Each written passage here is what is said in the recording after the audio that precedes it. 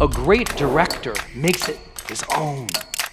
Think about the great narrators. They're making that character their own.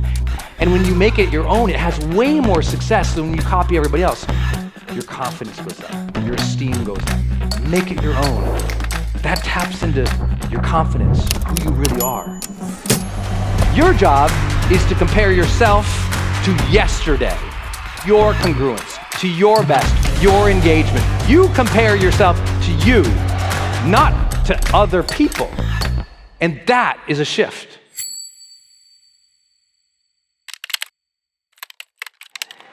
Now, let's talk about the things that kill that self-esteem and that momentum, because that'd be motivating. Okay, good job, Brendon. I want to talk about the three devils. There's three of them, and they're all over us today. It's so difficult to fight. And I really believe that it is a function of the selfie culture and generation. But these three things, you want to watch someone's self-esteem tank, increase these three things. Number one, judgment.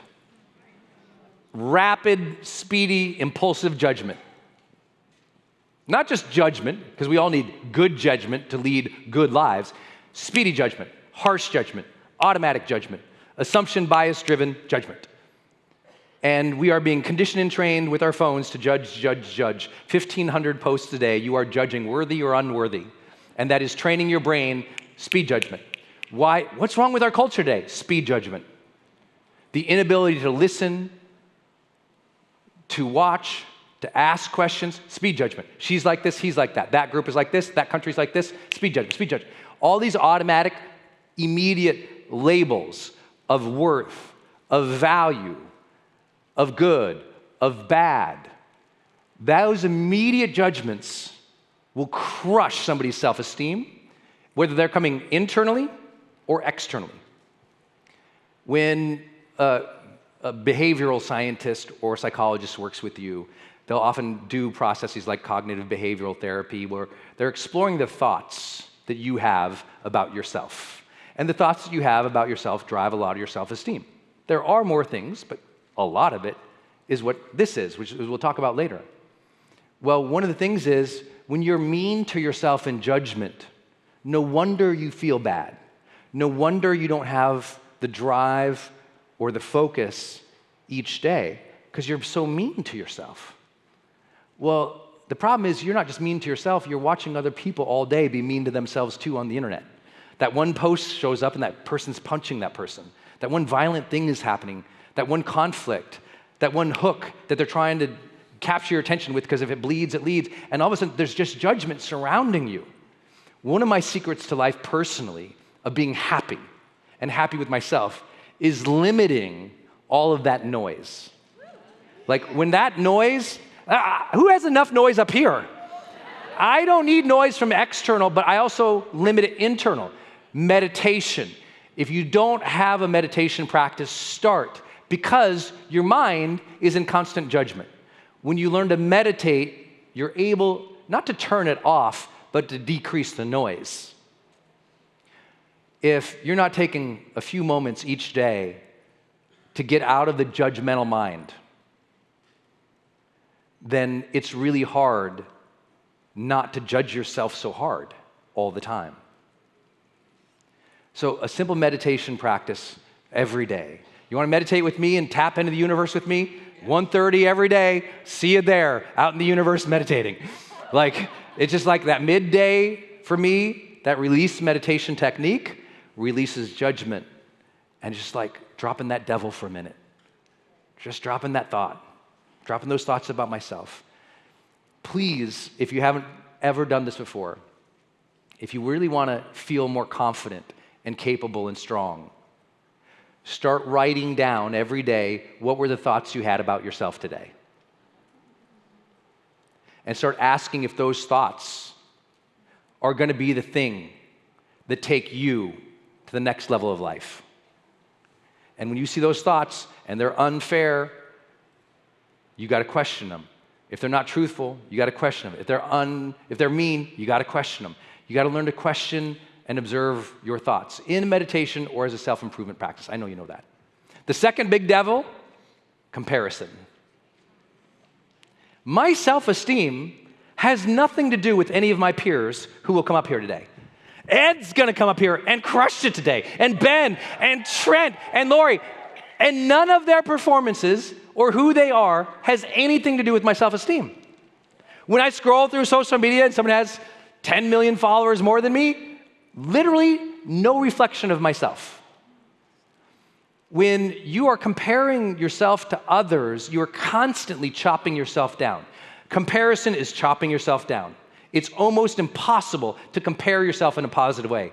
Even if you compare yourself to somebody who's way better in an aspirational way, that can also be discouraging.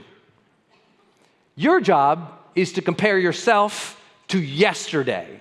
Compare yourself to your congruence. Compare yourself to your best, your fullness, your completeness, your engagement. You compare yourself to you, not to other people. And that is a shift. There's nothing in my mind of anything I ever do. I'm like, ooh, she did it better. It's like, no, did I do my best? And if I didn't do my best, let me live back in alignment. Let me keep it tight with that congruence. Let me do a little better. Not in a diminishing way. In an acknowledging way that says I can be better. And being better should be the most positive thought in your mind.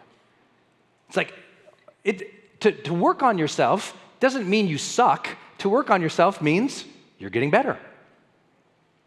So listen to that self-talk of comparison. Well, she's better, this is better, that's better. No. You do your thing. And you compare yourself daily to your congruence, being and living in alignment with the best of who you are. Oh, the third devil. I forgot the third devil. Third devil. Oh, this is good. I'm going to offend a lot of people. I'm going to say it. All those on the internet, forgive me. A lot of offense. People are going to be pissed. The third devil of your confidence, of your life, of the enjoyment of life, of other people's self-esteem, of whether or not you're going to contribute to people's confidence and joy and success in life, is a devil you get bought into, and sometimes you espouse. That third devil is called gossip. Oh, well, that hit. If you're the gossiping party in your friendship group, you're chopping them down. If you're the gossiping party at work, you're chopping it down. If you're the gossiper at home, you're chopping it down. Gossip kills. Gossip kills. Because gossip makes everyone compare themselves to each other. Oh, she did this, she did that, and she did that, and that, judgment. She did this, and they did that, comparison. She did that, and they did judgment. Gossip is just a judgment comparison loop with a microphone. That's all it is. And if you're at that microphone, you better stop, because the mind also starts playing a trick.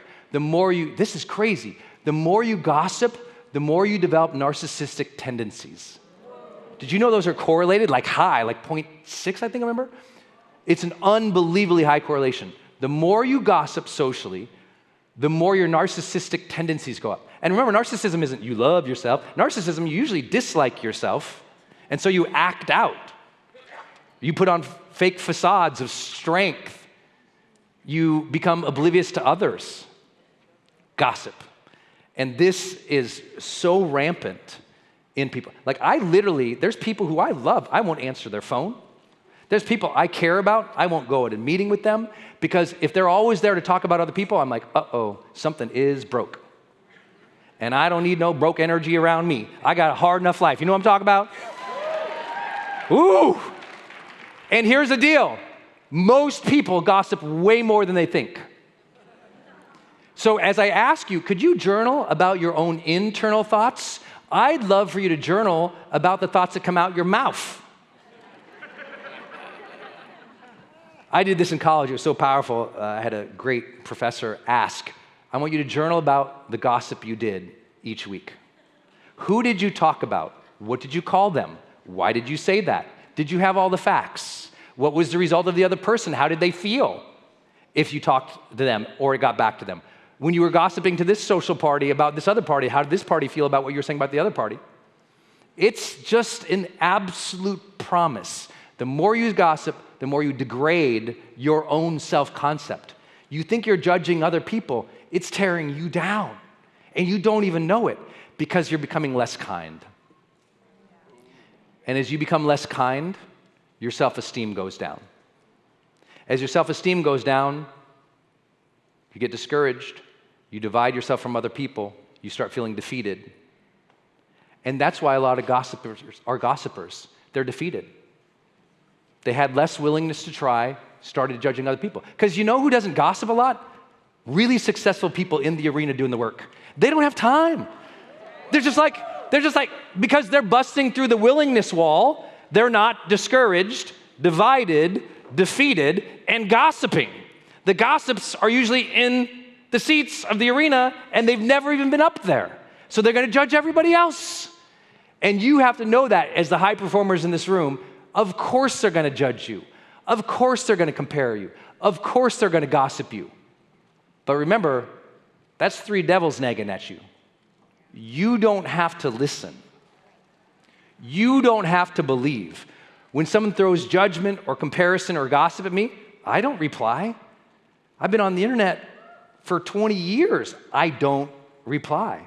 I don't engage. Half the time, I don't even know that it happened or read it anymore. I don't even care because I'm on my path. I'm on his path. I'm in service to people.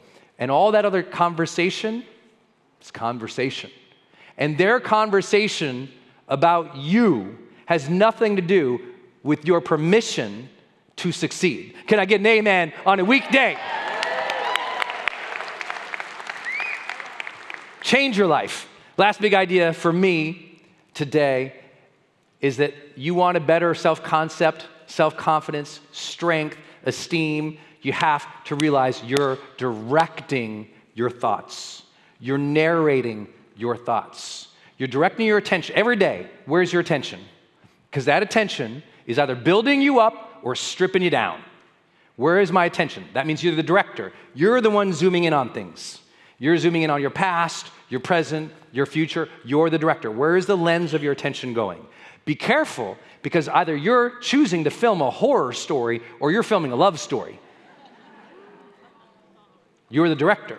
The more you film the horror story, the conflict story, the anger story, the judgment story, the comparison story, the gossip story, the more your movie sucks.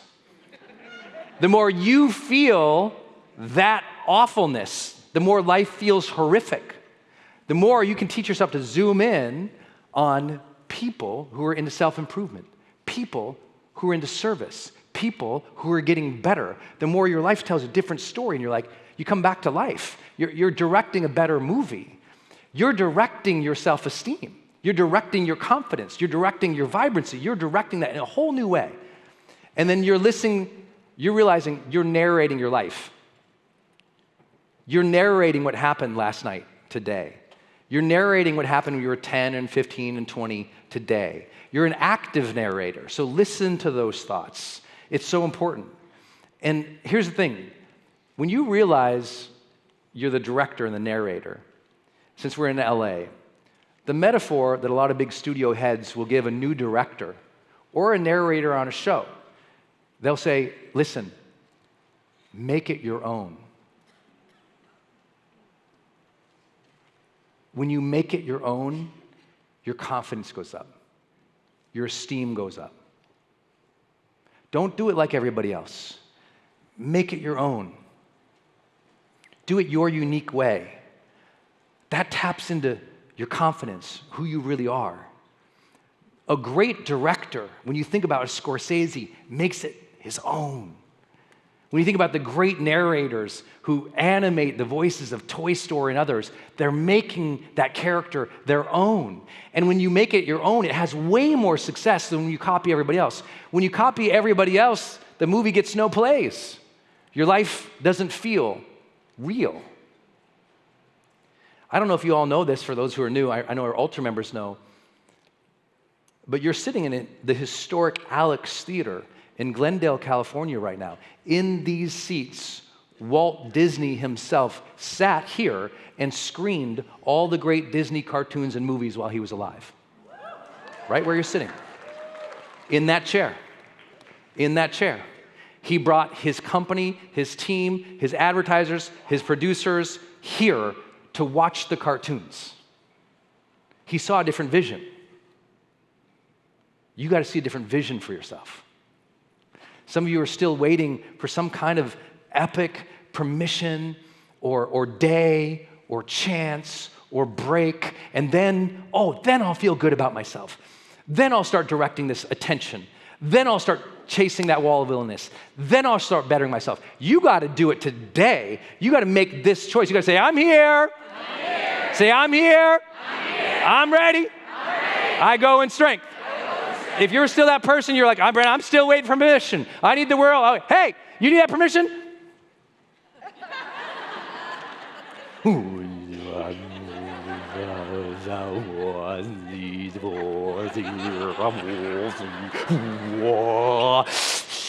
Permission.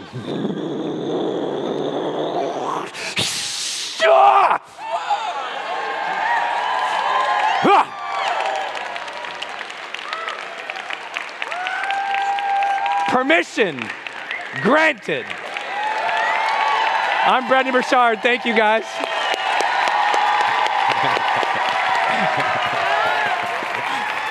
Thank you. Thank you.